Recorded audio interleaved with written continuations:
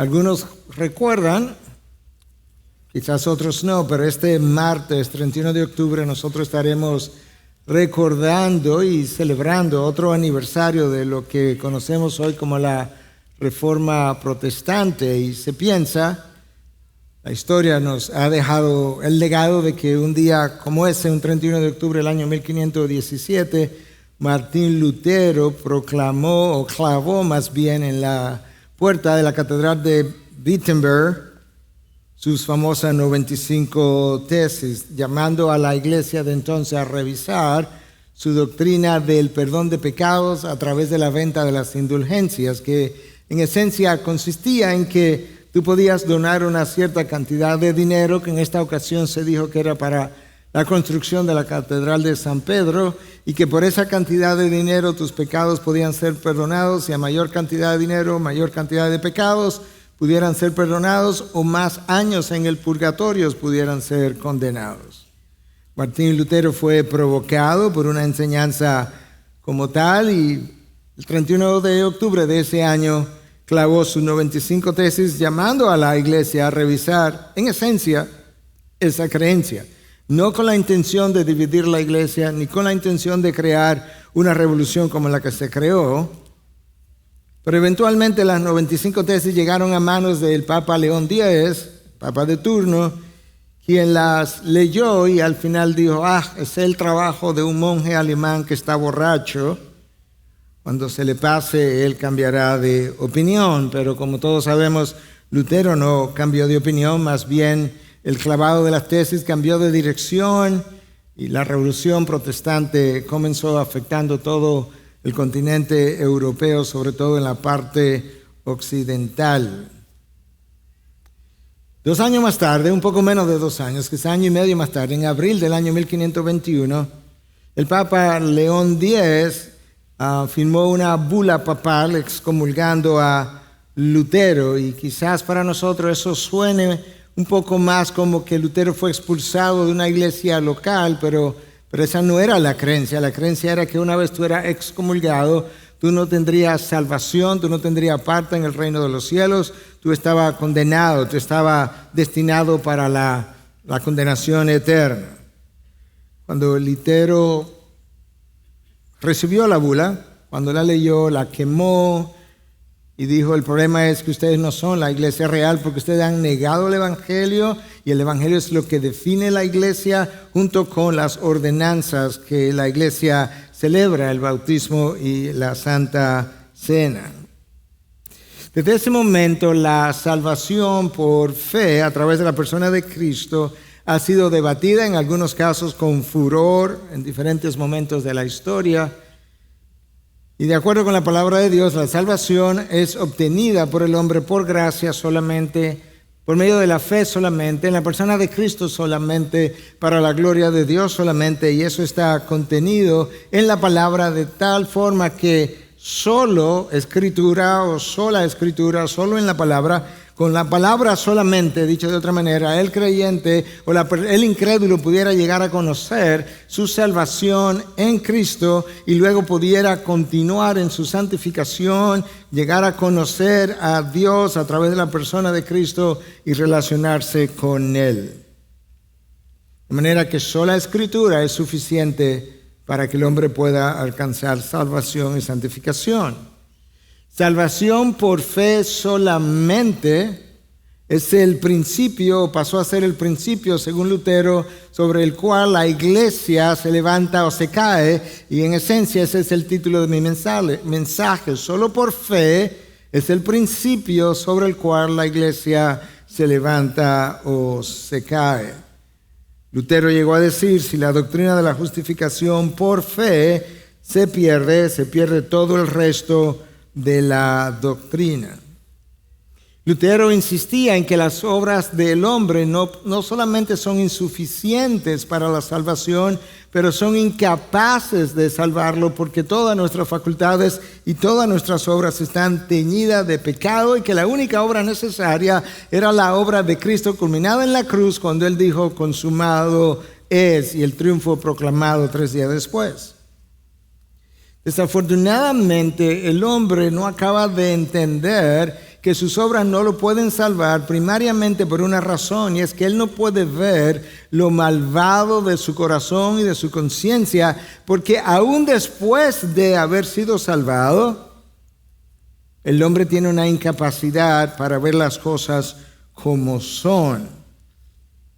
Peor aún, muchos han malentendido lo que Lutero expresó. Muchos han creído que como la salvación no tiene ningún rol como las obras no tienen ningún rol en la salvación, de acuerdo a Lutero, que las obras no tienen ningún rol tampoco en la vida del creyente. Y esas dos cosas son totalmente diferentes, distintas y apuntan en dos direcciones completamente diferentes. Una cosa es que mis obras no puedan contribuir a mi salvación, y otra cosa muy distinta es que mis obras no tengan ningún rol que jugar una vez yo soy salvo.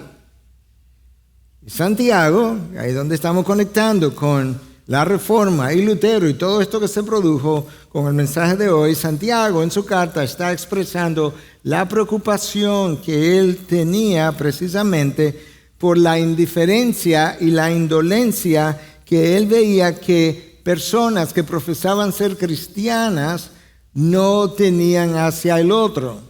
Pero al mismo tiempo estaba preocupado por la dicotomía o el divorcio que él veía entre lo que se profesaba y lo que se vivía.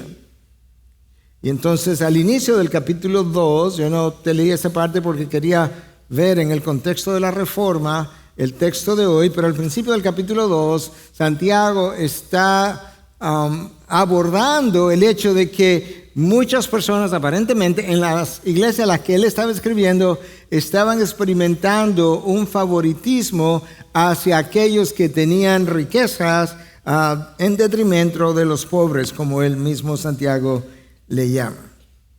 Santiago continúa entonces su argumento diciendo que la fe verdadera es mostrada en obras de bien. Santiago insistía en que una fe sin obras está muerta, no es real, no es genuina, no es verdadera, y si no es nada de eso, no es una fe que te pueda salvar. La razón por la que Santiago está diciendo todo esto es porque Santiago entiende que a la luz de las Escrituras, cuando tú llegas a creer, tú eres una nueva criatura. Y como eres una nueva criatura, tú tienes una nueva mente, un nuevo corazón, una nueva voluntad, una nueva forma de pensar y de vivir. Ya tú no consideras a nadie según la carne, y como no consideras a nadie según la carne, no sigue tratando a los demás de la misma forma. Y ahora entonces, con ese trasfondo de la preocupación de Santiago, yo quiero invitarte a que leas conmigo el texto de hoy, que si no tuviéramos ningún otro texto en las Escrituras se prestaría para mala interpretación. Pero yo quiero que leas a partir del versículo 14 en Santiago 2. ¿De qué sirve, hermanos míos, si alguien dice que tiene fe, pero no tiene obras? ¿Acaso puede esa fe salvarlo? Si un hermano o una hermana no tienen ropa y carecen del sustento diario, y uno de ustedes les dice, vayan en paz, caliéntense y sáciense, pero no les da lo necesario para su cuerpo, ¿de qué sirve?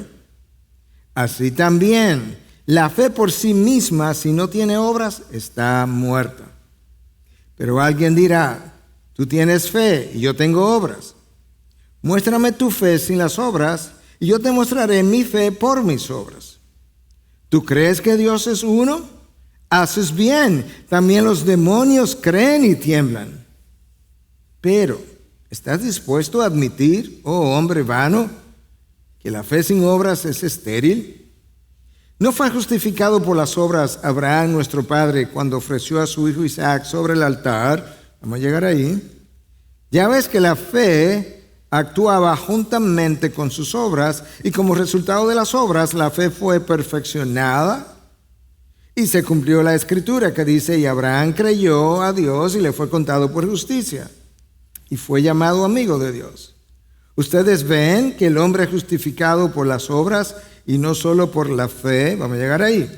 Y de la misma manera, ¿no fue la ramera Rahab también justificada por las obras cuando recibió a los mensajeros y los envió por otro camino?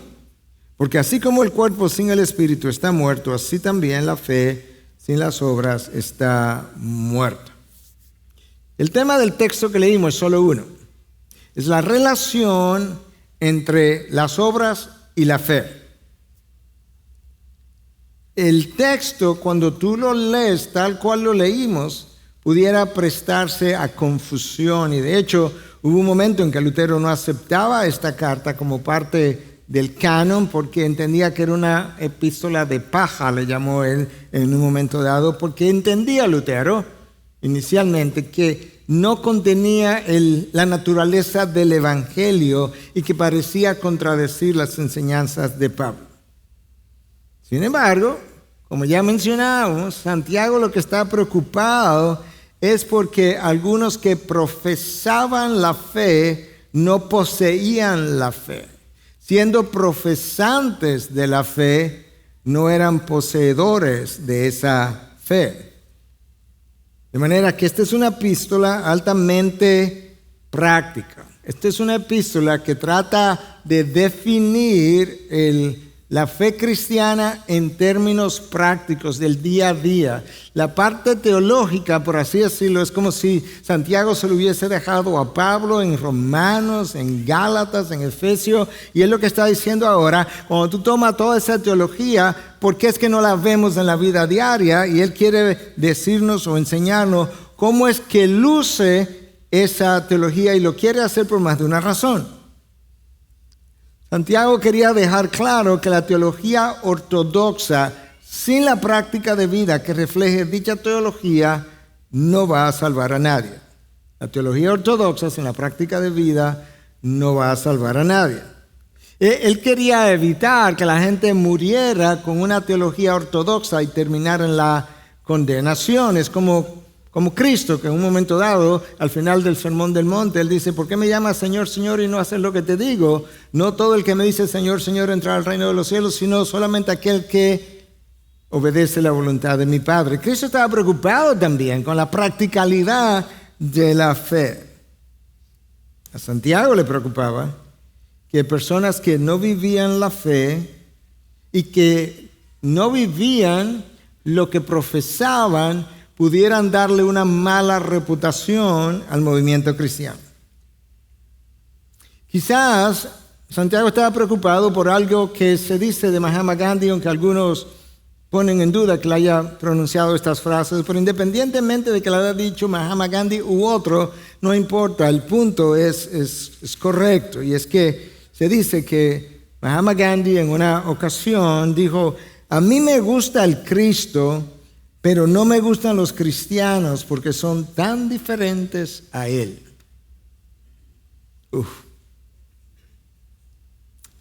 En otra ocasión se dice que Él dijo: si no fuera por los cristianos, yo fuera cristiano.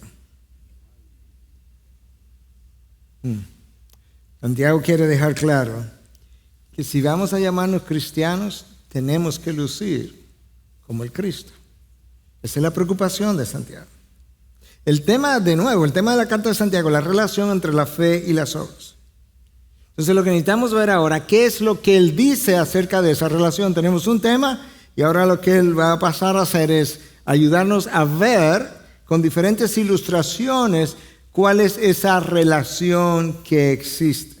Y él comienza, como ya vimos en un texto anterior, comienza con dos preguntas retóricas.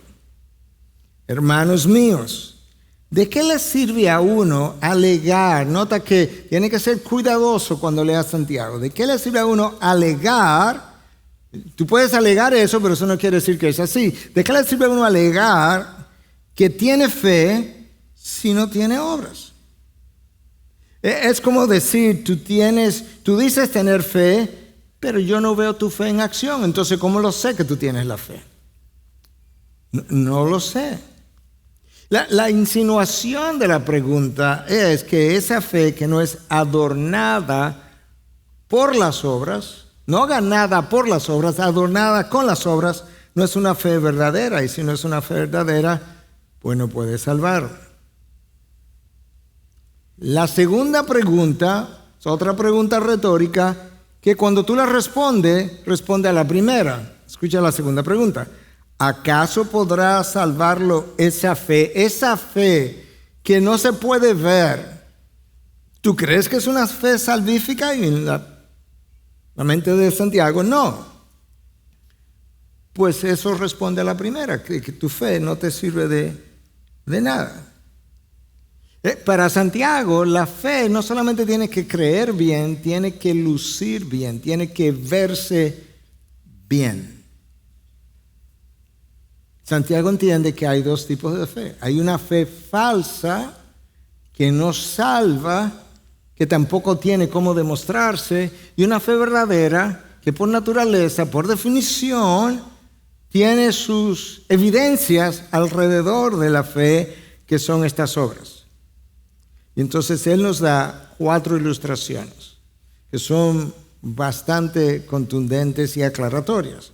Ilustración número 1, versículo 15.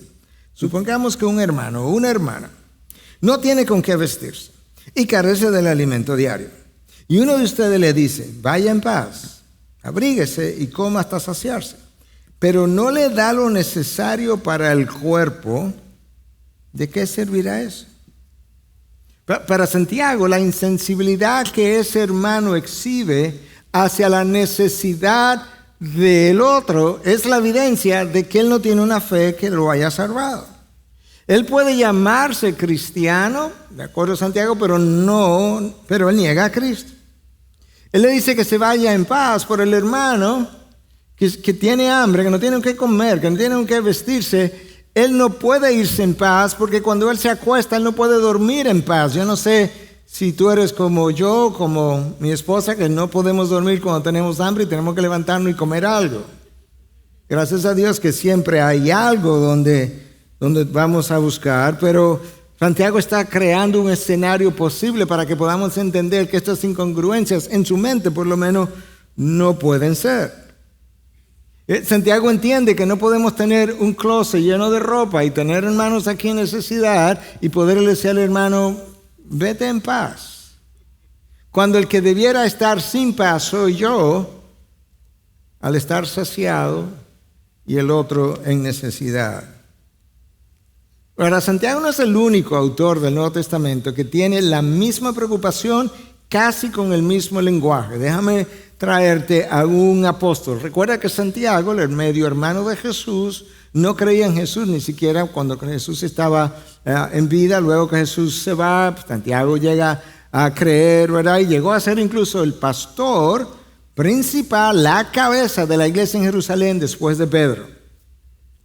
Entonces ahora voy a traerte las palabras de un apóstol, de alguien que caminó con Cristo, que creyó en Cristo, y es nada más y nada menos que Juan. Cuando él escribe su primera carta, capítulo 3, versículo 17 al 18, escucha lo que dice. Si alguien que posee bienes materiales ve que su hermano está pasando necesidad y no tiene compasión de él, tú ves que es la misma pregunta y la misma preocupación, y no tiene compasión de él, pregunta, retórica, ¿cómo se puede decir que el amor de Dios habita en él? En otras palabras, ¿cómo se puede decir que es cristiano? Lo mismo que Santiago está diciendo. Queridos hijos, Santiago dice, queridos hermanos, no amemos de palabra ni de labios para afuera, en buen dominicano de la boca para afuera, ni de palabra, no amemos de palabra ni de labios para afuera, sino con hechos y de verdad. Casi las mismas preocupaciones, la misma preocupación de Santiago con palabras sinónimas. Santiago podría tomar las palabras de Juan y decir, si amas de palabras solamente, no te sirve de nada. Demuéstrame con hechos y de verdad lo que crees y profesa con las palabras. En este primer ejemplo, nosotros pudiéramos pensar en quiénes. ¿Quién dijo algo de alguien muy similar? Jesucristo. Nos dijo que no seamos como los fariseos que dicen, eso es palabras, pero no hacen, eso son obras. Él dice, así no sean. Lo mismo que Juan dice, lo mismo que Santiago dice. Ahora, quizá alguien me está escuchando y dice, bueno, pastor, pero Santiago habla de hermanos, le llama queridos hermanos, y ahora Juan se refiere y le dice, a este grupo, le dice, queridos hijos, está hablando de hermanos en la fe. Ok, déjame traerte, por así decirlo, un cuarto bate del Nuevo Testamento para que nos ayude a entender. Y entonces vamos donde Pablo y le preguntamos a Pablo, Pablo, ¿qué tú crees? ¿Es esto solamente relativo a los hermanos en la fe? Y esto es lo que él dice en Gálatas 6:10. Por lo tanto, siempre que tengamos la oportunidad, subraya la palabra siempre, siempre, siempre que tengamos la oportunidad, escucha, hagamos bien a todos. Y en especial a los de la familia de la fe. Porque esa es la manera como nosotros imitamos a Dios. ¿Qué dijo Cristo acerca del Padre? Que el Padre muestra su bondad a todos, hace salir el sol para todos, hace llover sobre buenos y malos. Que hagan lo mismo, que hagamos lo mismo para que nosotros podamos ser hijos de Dios, para que mostremos que somos hijos de Dios. Bueno, la ilustración que Santiago trajo se parece mucho a una parábola que Cristo trajo. Recuerda la parábola del buen samaritano. En la parábola hay un hombre que está tendido en el suelo, que está en necesidad, que está herido, lo han asaltado. Y resulta que pasa un sacerdote y un levita. Se supone que ellos son los creyentes, es sacerdote y es levita. Ellos trabajan en el templo. Ellos creen en el Antiguo Testamento, creen en el Dios de Abraham, Isaac y Jacob. Ven el herido, ven la persona en necesidad, le pasan de lado, siguen y quizás pensaron, bueno, a otro que lo ayude.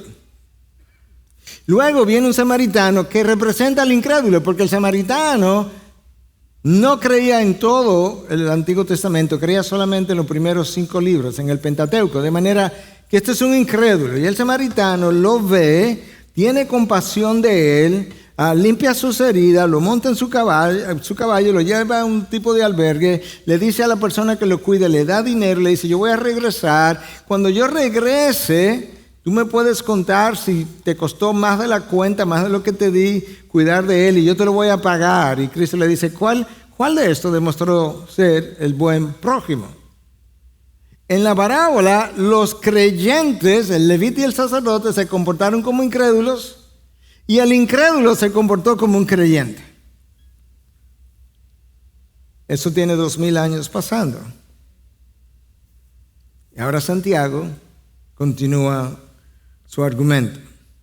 Así también, la fe por sí sola, si no tiene obras, está muerta. Sin embargo, alguien dirá, tú tienes fe y yo tengo obras. Pues bien, muéstrame tu fe sin las obras. Hermanos, imagínate este escenario ahora. Alguien aquí dice que tiene fe. ¿Ok? Y tú le dices, sí, muéstrame tu vida. Y no tiene nada que enseñarle. ¿Cómo tú sabes que tiene fe? Es detrás de esto que Santiago anda. Santiago no anda detrás de probar, como parecería ser, que yo compro mi salvación con las obras. Lo que Santiago está tratando de decirme es fácil fariseicamente decir yo creo, pero luego no tengo nada que mostrar. Entonces eso es lo que Santiago dice.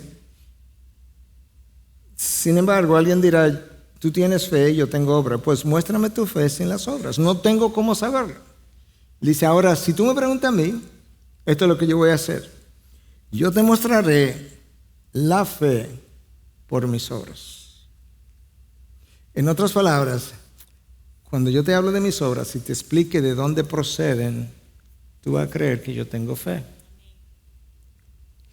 A eso es que Santiago está apuntando. Cuando él dice, yo te voy a mostrar mi fe por las obras, es que cuando examine mi vida, mis obras podrán decirte que hay un Dios detrás de esas obras y en Él está mi fe. Y el punto de él es que la ausencia de buenas obras en el que dice creer habla de que su fe no está, que está muerta. Yo te comenté en una ocasión que uno de los puritanos del pasado decía, es una cosa terrible irse de los bancos o de las sillas de una iglesia al infierno, pero es todavía mucho peor irse desde el púlpito al infierno. Hermanos, las obras no son hechas para adquirir salvación. Son hechas después que la salvación ha llegado y cuando el Espíritu Santo vino a morar en ti y en mí, cambió la mente, cambió el corazón, cambió la voluntad, cambió el deseo, comenzó a ver la otra persona no conforme, no según la carne, y al ver eso comenzó a actuar y a responder de una manera distinta. Esto es como Juan Calvino lo decía. Es la fe sola la que salva, pero la verdadera fe nunca está sola. Esa es una buena forma de ponerla. Si tú quieres saber cómo es la salvación, es la fe sola la que salva. Pero si tú quieres saber lo que es una verdadera fe, déjame decirte que la fe nunca está sola. ¿Por qué? Porque está acompañada de las obras que son naturales o fruto de la nueva naturaleza. Segunda ilustración de Santiago, que es poderosa también. Versículo 19. ¿Tú crees que hay un solo Dios? Magnífico, excelente. Quizá los hombres dirían, dame 5. Great, wonderful, como dirían en inglés. Magnífico. Pero hay un problemita. Si no pasa de ahí. También los demonios creen y tiemblan. Los demonios, hermanos, tenían una teología ortodoxa. Llegaron a llamar a Jesús el Santo de Dios, en Marcos 1:24. Llegaron a llamarle el Hijo del Dios Altísimo, Lucas 8:28. De manera que ellos creían en la divinidad de Jesús, creían en la encarnación de Jesús. De hecho, los demonios creían que había un lugar llamado el abismo donde ellos eran atormentados y le pidieron a Jesús que no lo mandara allá. De manera que ellos reconocían el señorío de Cristo. Nosotros sabemos que tú tienes autoridad para dejarnos aquí, dejarnos deambulando por la tierra o mandarnos al abismo. No nos mande allá. Se sometían a Cristo. Pero su teología ortodoxa no los cambia. Y si no los cambia, pues no tienen fe. Por lo menos de la fe que Santiago está hablando. Para Santiago, si tu teología y la práctica no coinciden, entonces tu salvación y el cielo tampoco. Para Santiago, si mi teología y mi práctica no coinciden, mi salvación y el cielo tampoco. Ilustración número 3, que es la que más agua ha dado a beber, la fe de Abraham. Esta es la ilustración que a Lutero le preocupaba y no aceptaba esta carta como canónica por un tiempo. Eventualmente, imagino que la llegó a entender, pero vamos a ver si nosotros la podemos entender. Siempre y cuando tú puedas tener en cuenta lo que dijimos el domingo pasado, y es que cuando tú tienes un pasaje que no parece estar claro, tienes que irte a un pasaje donde sí esté más claro, que pueda traer luz a lo que pudiera ser como la confusión que tú estás teniendo. Y que al mismo tiempo tú vas a tratar de encontrar la explicación no fuera de la Biblia, sino en la Biblia, porque la Biblia es su propio intérprete. Si tú tienes eso en mente, entonces vamos a hacer el ejercicio. Versículos 20 y 21. Santiago dice, ¿qué tonto eres? O sea, si tú crees todo lo anterior, sin obras, ¿qué tonto eres? ¿Quieres convencerte de que la fe sin obra es estéril? Pregunta Santiago. Entonces él hace otra pregunta. ¿No fue declarado justo nuestro padre Abraham por lo que hizo cuando ofreció sobre el altar a su hijo Isaac? Bueno, si eso fuera lo único que tuviéramos en la Biblia, entonces pudiéramos llegar a la conclusión que la salvación es por fe, porque Abraham fue declarado justo cuando ofreció a Isaac, lo que implica que fue declarado justo después que obedeció, lo que implica a su vez que entonces la salvación es por obras. Pero, como la palabra es su propio intérprete, La referencia aquí es Abraham.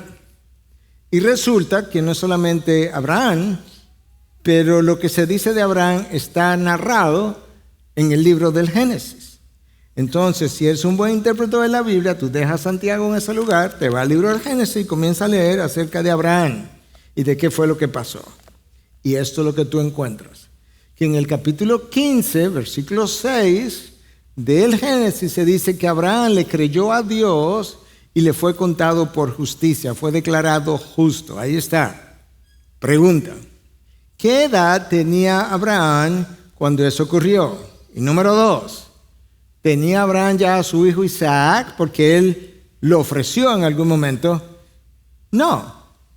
Abraham tenía 75 años, le acababan de hacer la promesa de que algún día, a pesar de su avanzada edad, él tendría un hijo, el hijo de la promesa, y cuando Abraham creyó eso, Dios le contó su fe como justicia, le hace como carácter moral. Dios le otorgó el carácter moral suyo a Abraham por fe.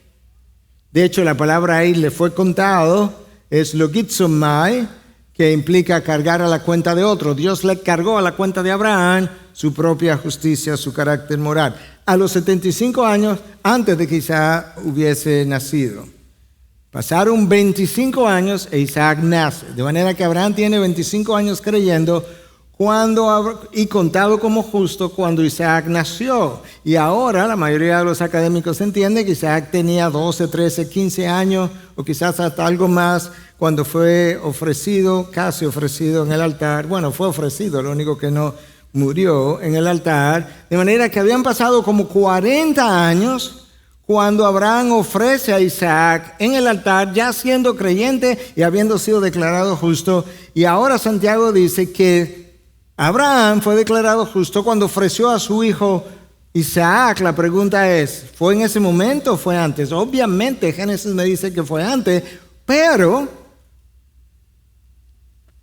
los teólogos reformados, yo creo que tienen razón, nos están diciendo, la diferencia está en que cuando Dios declaró a Abraham justo, nadie lo sabía.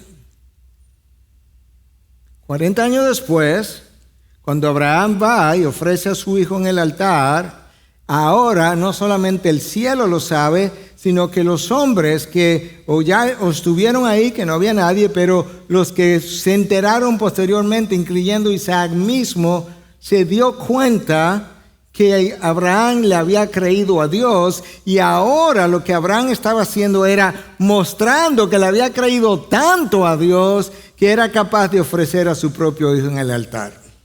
Sus obras lo justificaron delante de los hombres, quedó claro.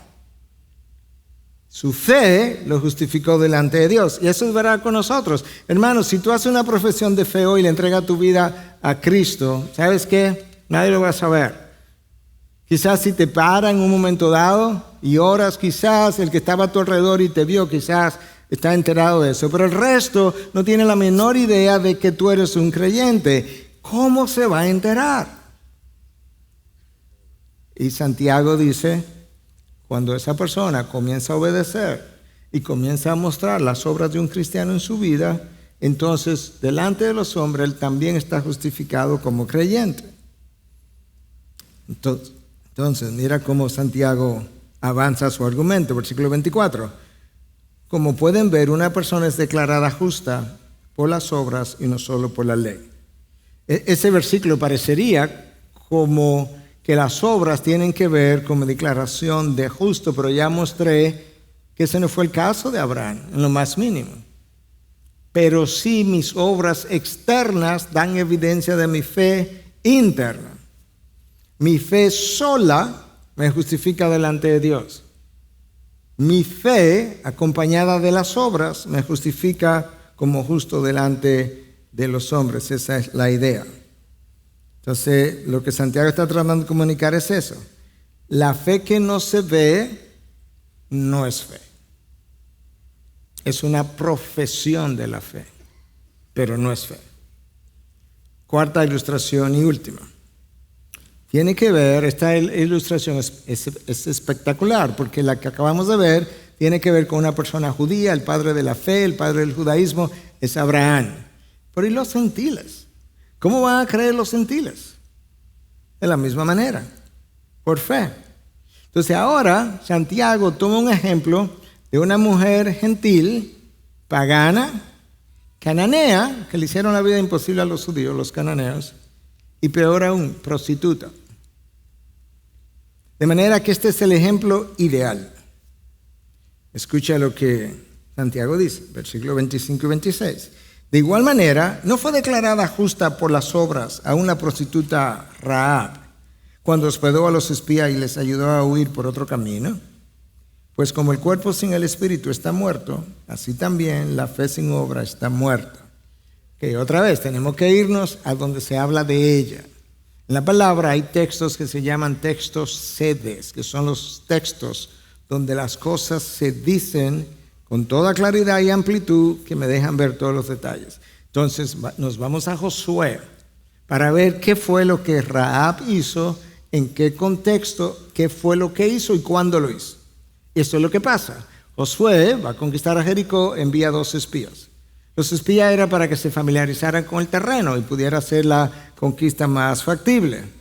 Ellos van y se hospedan donde esta mujer, que ellos no conocen, que tiene una casa que está en la muralla de la ciudad, lo cual hoy en día sabemos que era cierto, que habían casas dentro de las murallas porque eran súper anchas. Y resulta que esta es una cananea, enemiga de los judíos, y es una mujer prostituta.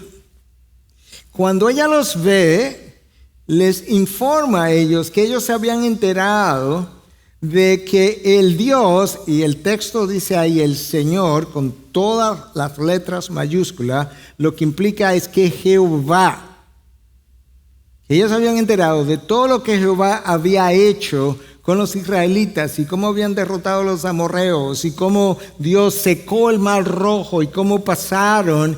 Y él dice que ella ha creído en ese Dios del cielo y de la tierra y que ustedes son sus mensajeros.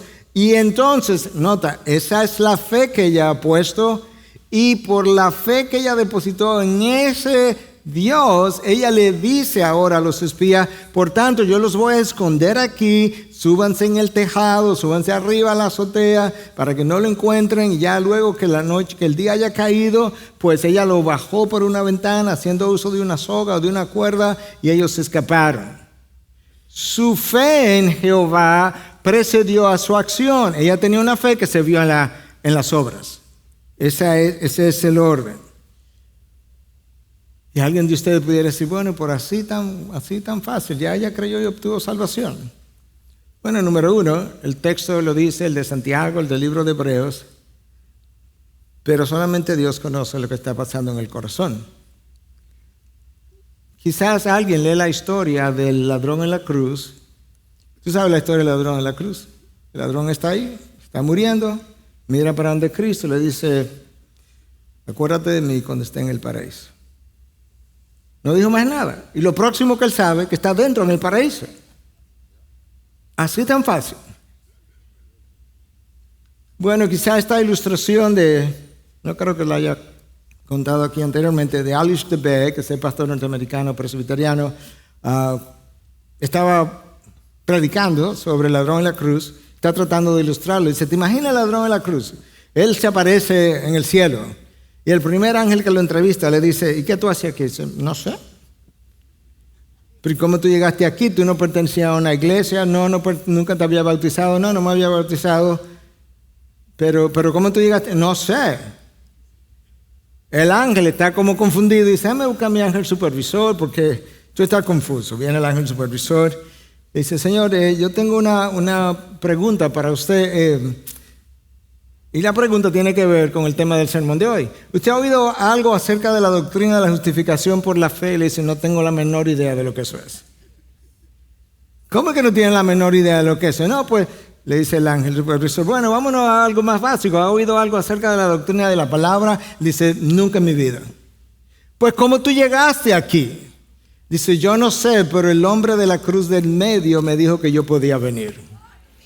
Salvación en Cristo, y en Cristo solamente, por Cristo. Él tiene toda autoridad en el cielo y en la tierra. Y el hombre de la cruz del medio le dijo con toda autoridad, dile que yo te envío. Rahab fue considerada justificada por lo que ella hizo, demostró la fe que ella tuvo. Eso es como es. Entonces, considerando que yo estoy predicando este texto de Santiago, en el contexto de la reforma que se estará celebrando en 2 días, el aniversario de la reforma, entiendo que no puedo salir del texto sin traerte más claridad acerca de esta doctrina y hacerlo a partir del apóstol Pablo, que es la contrapartida con quien él pensó que Santiago estaba teniendo alguna dificultad. Entonces, yo te voy a leer un texto de Romanos 3, 20 al 26. Yo creo que este es el texto que más claramente y más detalladamente explica la salvación y la doctrina de la justificación por la fe. Déjame leerte Romanos 3, del 20 al 26.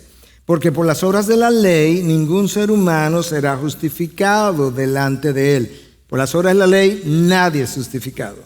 Pues por medio de la ley viene el conocimiento del pecado. Pero ahora, aparte de la ley, no tiene nada que ver con la ley, la justicia de Dios ha sido manifestada, confirmada por la ley y los profetas. Esta justicia de Dios, por medio de la fe en Jesucristo, es para todos los que creen. Porque no hay distinción, por cuanto todos pecaron y no alcanzan la gloria de Dios. Abraham pecó, Rahab pecó, todos pecaron y no alcanzan la gloria de Dios. Todos son justificados gratuitamente por su gracia, por medio de la redención que es en Cristo Jesús, a quien Dios exhibió públicamente como propiciación por su sangre a través de la fe, como demostración de su justicia.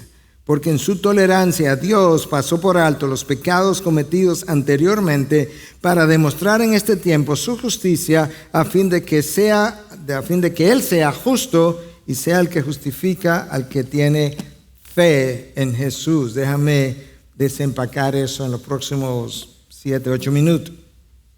La mayoría de los académicos reconocen que ese texto que yo acabo de leer es el corazón de la epístola a los Romanos. Y que quizás sea el corazón de toda la Biblia. O quítale el quizás. Es el corazón de toda la Biblia. Porque ahí está todo dicho con relación a la salvación. Déjame mencionarte 7 enseñanzas que salen de ahí y con eso cerramos. Enseñanza número 1. Versículo 20. Por las obras de la ley ningún ser humano será justificado delante de él. Dicho en otras palabras, no hay esfuerzo humano de ningún individuo, no importa si es Daniel, no importa si es Job, si es Noé, no importa quién, no hay esfuerzo humano que pueda llenar a cabalidad la ley de Dios debido a nuestra naturaleza pecadora, pero incluso anterior a la naturaleza pecadora. Lucifer no lo pudo hacer y Adán y Eva tampoco. Entonces, por las obras de la ley no es que se llega. Enseñanza número 2. Versículo 20 todavía, pero la segunda parte. Pues por medio de la ley viene el conocimiento del pecado. En otras palabras, si tú tomas un resumen de la ley, que son los 10 mandamientos, y tú miras lo que ahí está, esos 10 mandamientos reflejan el carácter santo, perfecto de Dios. Ni tú ni yo hemos cumplido nunca un solo de los 10 mandamientos. Uno solo. El que viola uno, lo viola todo, dice Pablo. De manera que nosotros somos transgresores de la ley. Lo único que la ley puede hacer es que como un espejo me enseña lo malvado de mi corazón, que es incapaz de hacer eso. Es más, déjame decirte algo.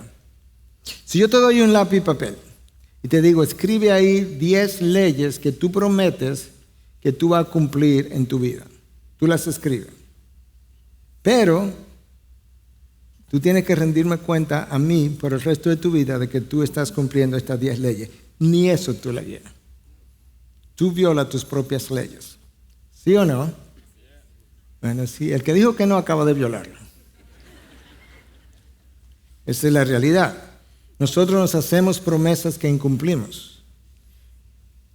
Imagínate las que le hacemos a Dios. Enseñanza número 3, con la venida de Cristo todo cambió. Versículo 21. Pero ahora, aparte de la ley, ahora, no antes, pero ahora, aparte de la ley, la justicia de Dios ha sido manifestada, confirmada por la ley y los profetas. Esta justicia de Dios por medio de la fe en Jesucristo es para todos los que creen. La palabra ahora es clave.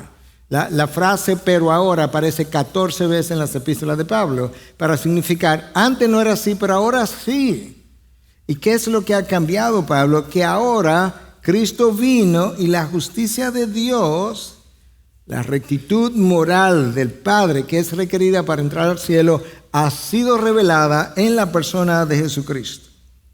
Anterior a eso, anterior a que tú conozcas a Cristo, si tú estás aquí y estás fuera de salvación, esto es lo que la palabra dice en Juan 3:36, que la ira de Dios reposa sobre ti.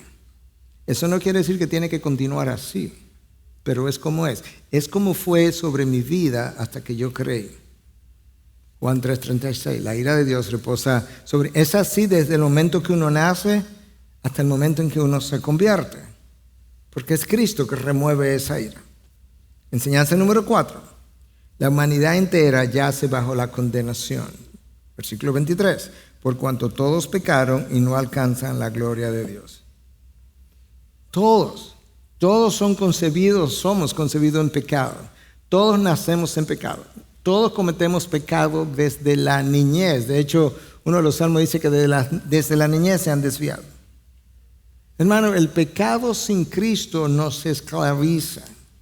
De manera que tú pasas a ser el esclavo y Él pasa a ser el amo.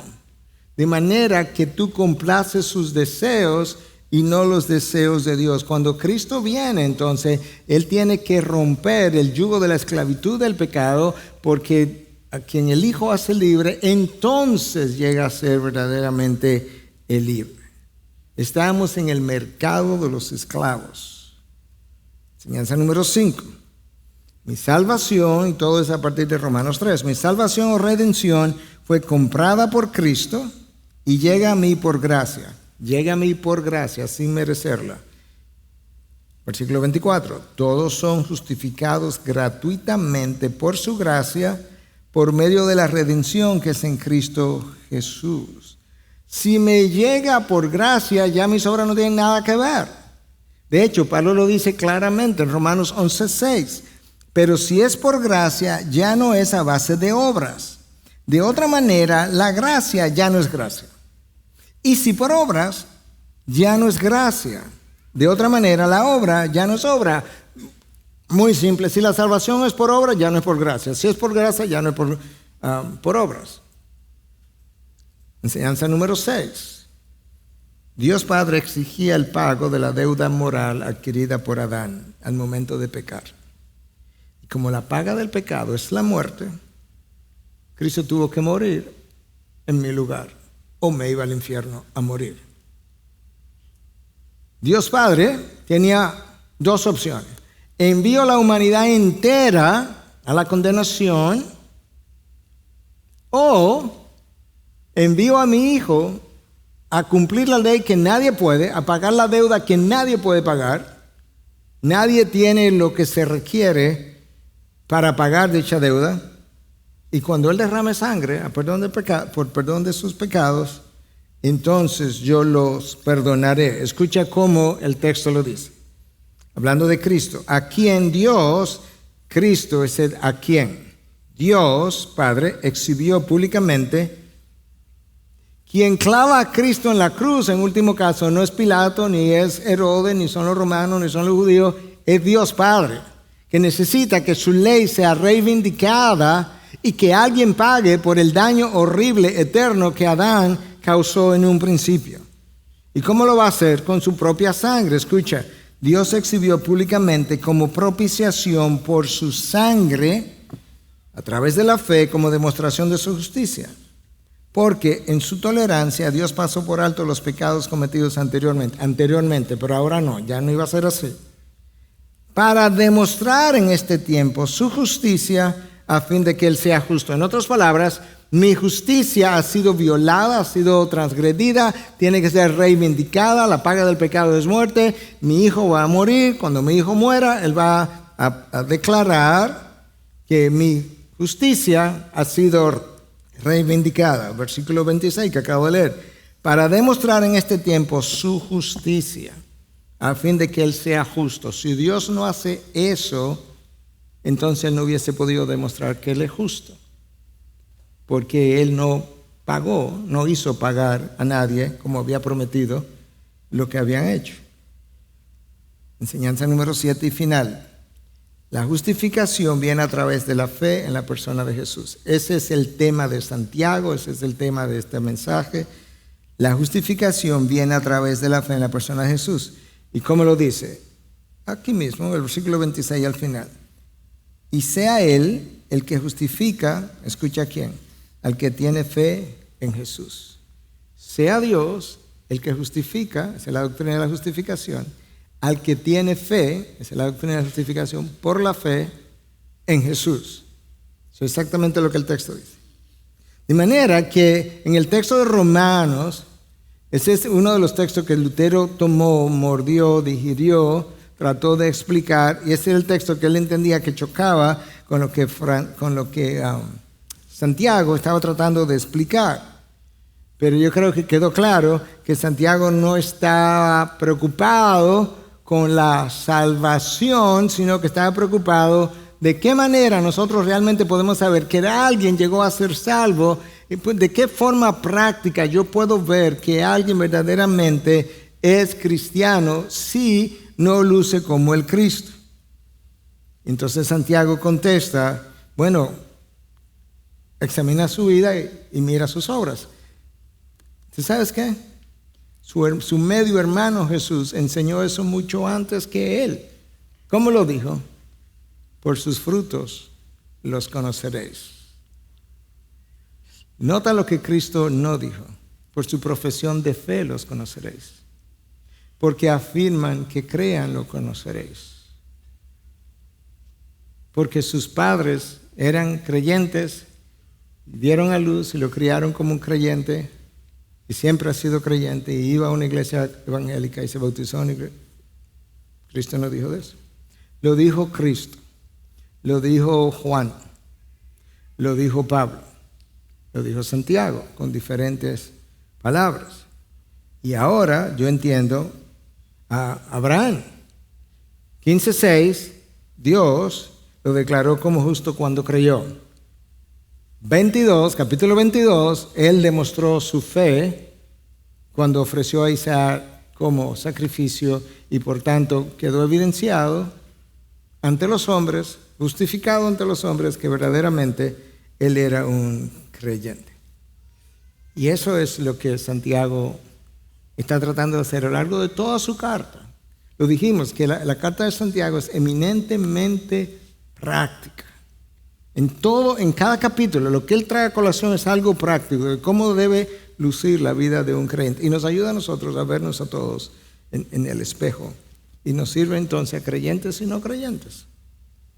De manera que al final de este mensaje, si tú eres creyente, consideras, estás convencido hasta el tuétano de tus huesos que eres creyente, yo creo que tienes motivos de oración. Por un lado, debes tener mayor gratitud al entender todo esto de la gracia de Dios en su Hijo Jesús, que fue y pagó con su sangre, y quizás quiera orar esta mañana dándole mayor gracia por el perdón de pecados de tu vida y la mía. Al mismo tiempo, quizás pudiste ver que en términos de lo que haces por otro, quizás no está a la altura de lo que se supone que un cristiano haga, y quizás tú quieras orar esta mañana para hablar con Dios, pedir perdón y comprometerte a que vas a lucir más como el Cristo para que no se hable mal del cristiano, como decía Gandhi. Pero si por alguna razón tú estás aquí y por medio del Espíritu de Dios, por medio de su palabra, llegaste a entender que estás sin salvación,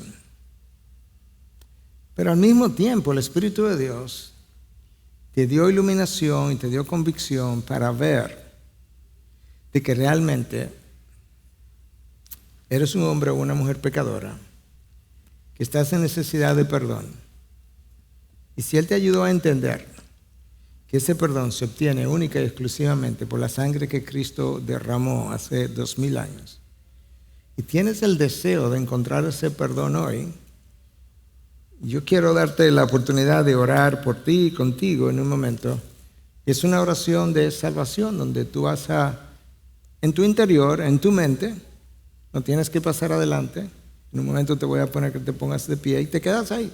Y tú vas a hablar con Dios. Yo te voy a guiar desde aquí. Tú puedes usar tu propia palabra según yo te guíe, puedo usar mis palabras. Pero en esencia es eso, es donde vas a reconocer que eres un hombre o una mujer pecadora, que has entendido hoy por medio del Espíritu que está fuera de la salvación, que tú quieres obtener perdón en Cristo, por la sangre, y quieres al mismo tiempo entregar tu vida, entregar tu mente, entregar tu corazón, entregar tu voluntad y decirle, Señor, yo no quiero que el pecado reine en mí, yo quiero que tú reines en mí. No quiero que el pecado sea el amo, sino que tú seas el amo. Y yo no quiero ser el esclavo del pecado. Si voy a ser esclavo, quiero ser esclavo tuyo, pero no del pecado. Si ese es tu deseo, entonces yo quiero guiarte desde aquí una oración de salvación, de manera que cerremos los ojos. Yo voy a hacer la oración desde aquí, tú vas a hacer la oración en tu mente, en tus palabras. Puedes seguirme y puedes repetirla en tu mente por igual, pero lo único que te voy a pedir es que te pongas de pie si ese es tu deseo de entregar tu vida al Señor y recibir salvación en este día. Ahí donde está. Que tú puedas ir delante de Dios y decirle, Señor, gracias por traerme aquí. Gracias por tu Espíritu que me abrió los ojos. Gracias por tu Espíritu que me ayudó a entender. Yo estoy en necesidad de perdón de pecados. Y que lo único que puede hacer eso es la sangre de Cristo. Gracias, Padre, por haber enviado al Hijo a la cruz a derramar esa sangre a mi favor. Y Jesús, yo ahora te pido perdón por mis pecados. Tú los conoces todos mejor que yo, los pasados, los presentes y los futuros. Perdóname. Perdóname porque soy transgresor de tu ley. Yo te pido, en tu nombre, que vengas a mí, en la persona del Espíritu, a morar conmigo, que cambies mi mente, mi corazón, mi voluntad, mis deseos, que me empodere para vivir otra vida, una vida que te agrade, una vida que ilustre lo que yo ahora soy, una nueva criatura, de manera que yo pueda ir luciendo como el Cristo, que mi estilo de vida, mi forma de hablar, de pensar, de obrar, revele a quien yo he creído. Y gracias porque entiendo que la salvación es de ti por completo. Ahora solo tengo una petición y es que de aquí en adelante tú me ayudes a caminar por fe, que tú me ayudes a correr la buena carrera, a pelear la buena batalla, que yo pueda seguir hasta el final, confiando en ti, reconociendo que tú eres el autor y consumador de mi fe, de mi salvación. Si me la das hoy es porque tú la vas a cuidar a lo largo del camino hasta que yo entre y me encuentre contigo. Te pido que tú hagas eso por mí, Dios. En Cristo Jesús. Amén. Amén. Gracias por acceder a este recurso. Espero que haya sido de gran bendición para tu vida. Te sugiero que te suscribas a este canal de forma que tú puedas recibir notificación la próxima vez que hayamos subido un nuevo recurso que pueda servirte de instrucción y bendición.